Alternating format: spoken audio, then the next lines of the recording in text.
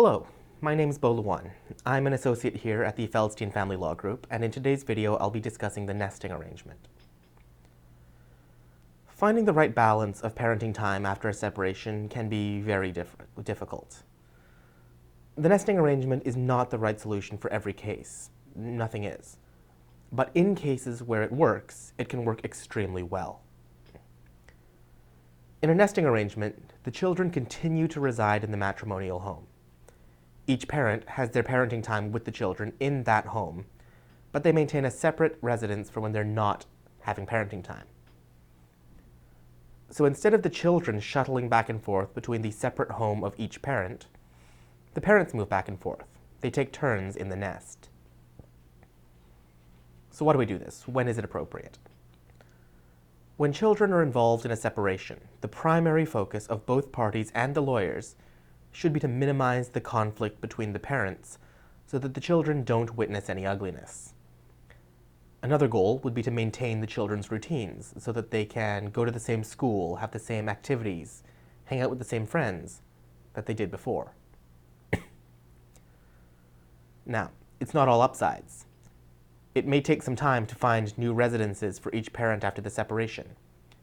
For example, it may be necessary to sell the matrimonial home, and until that happens, the parents can't afford to buy separate residences outside the nest.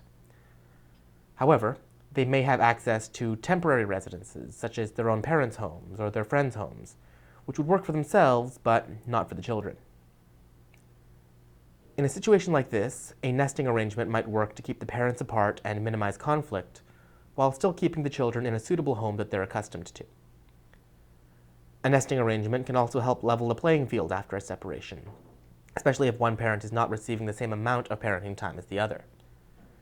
Additionally, if a client's ultimate goal is to equally share time with the children, where the children will go back and forth between the new homes of the parents, then a nesting arrangement might give the parents a better understanding of what the children will eventually go through, and of whether a shared parenting regime is actually in their best interests.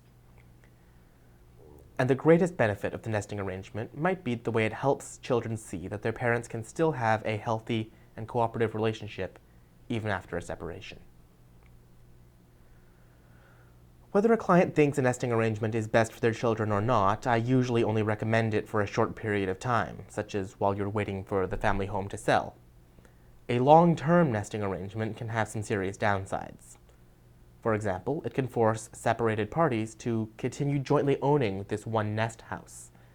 And there can be financial downsides to that, especially as you move forward. For more information on nesting arrangements and other types of parenting schedules, please call us at 1-855-909-9903 to schedule a free initial consultation. I'm Bo Luan. Thanks for listening.